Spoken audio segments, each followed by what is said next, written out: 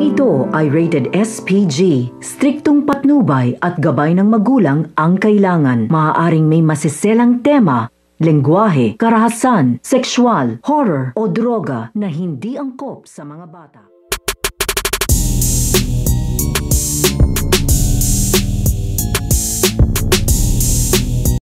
Ang paghaharap at ang pagtutuos nito nga si Aurora at ito nga si Lolita. Dahil ito nga si Aurora ay pasugod na nga rin ito dito nga sa bahay nito nga ni Armando upang harapin na nga na dito ito nga daw si Armando at ito nga si Lolita upang singilin nga ito. Pero ito nga si Lolita ay makikita nga na dito ang pagpasok nito nga ni Aurora dito nga sa kanilang bahay. Kaya agad-agad nga itong pumunta upang makipagtuos nga ito nga si Lolita dito nga kay Aurora. So nung magkaharap na nga dito ito nga si Aurora at ito nga si Lolita ay magkakatutukan nga sila dito ng baril hanggang sa magsalita na nga dito ito nga si Aurora at sabihin nga niya dito nga kay Lolita na ngayon nga daw siya maniningil sa ginawa nga daw nila dito nga daw sa kanilang anak na ito nga daw si Mara. Kaya nga ito nga si Lolita ay napapalakpak nga ito at napapangiti dahil sa wakas nga daw ay alam na nga daw dito ni Aurora ang tungkol nga daw dito nga daw sa kanyang anak at isusunod na nga rin daw siya dito dahil ito nga daw kanyang papa na ito nga daw si Don Ignacio ay napaslang na nga rin daw nila kagaya nga daw ng ginawa nga daw nila dito nga daw sa kanyang anak na ito nga daw si Mara at ngayon nga daw ay siya na nga daw ang isusunod dito.